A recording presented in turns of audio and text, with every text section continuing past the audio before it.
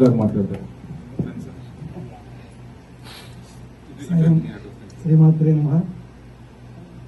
అందరూ చెప్పి ఉంటారు, దాని వారికి ప్రత్యేకంగా చెప్పక్కర్లేదు.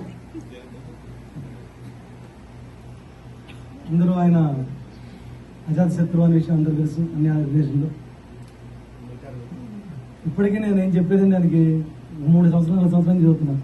స్వామి చేశారన్నీ వీళ్ళు చక్క గుళ్ళో కూర్చో స్వామి అంటే సరే అంటారు. కానీ 3 తర్వాత వేరే స్టేజ్ ఎందుకు కనిపిస్తారు?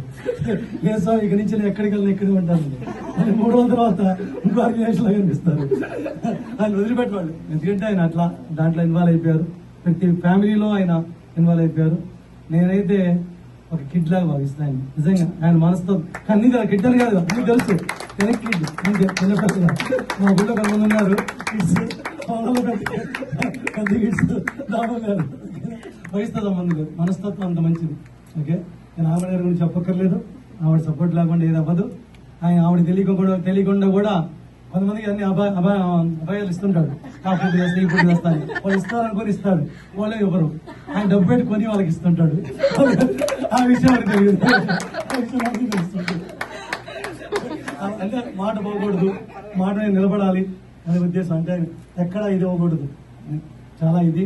ఆయన ఎప్పుడు చిరకాలం మళ్ళీ ఇలా దాము గారిది, మా నాగేశ్వరి, ఆయన వయసుతో సమానంగా నాగేశ్వరి గారు ఉన్నారు. వీళ్ళందరి సేవ చూస్తే నాకు చాలా ఆశ్చర్యం వేస్తుంది. ఇన్నేళ్ళు వచ్చిన కుర్రోళ్ళు, ఇంకా మా దగ్గర ఉన్న వాలంటీర్స్ 35-40 ఏళ్ళు గంట 2 గంటలు కష్టపడి అమ్మ అని చెప్పి అంటారు, రాలేమంటారు. వీళ్ళు ఎట్లా కాదు, కంటిన్యూ మనం 10 days పాటు గణేష్ ఉత్సవాల్లో రోజు వచ్చి రోజు సేవ చేసిన వాళ్ళు ఆయన ఇలా 1 మంది ఉన్నారు. వాళ్ళని చూసి నేను నేర్చుకుంటూ ఉంటాను. వాళ్ళ 90వ పుట్టినరోజు కూడా మనం చేస్తాం, 90th బర్త్డే కూడా చేస్తాము. ఈ రోజున నిజంగా అయితే నాకు కుదిరేది కాదు, చాలా పనులు ఉన్నాయి. మా నాట్స్, మా మురళి గారు ఇన్విటేషన్ కూడా లేదు ఇవాళ. కానీ ఓన్లీ దాము గారు, వీణాపల్లి గారి కోసం కంపల్సరీ వెళ్ళాలి. మన నాట్సే కదా, వాళ్ళు ఏమనుకుంటారు అని చెప్పి నేను ధైర్యం చేసి వచ్చేసాను.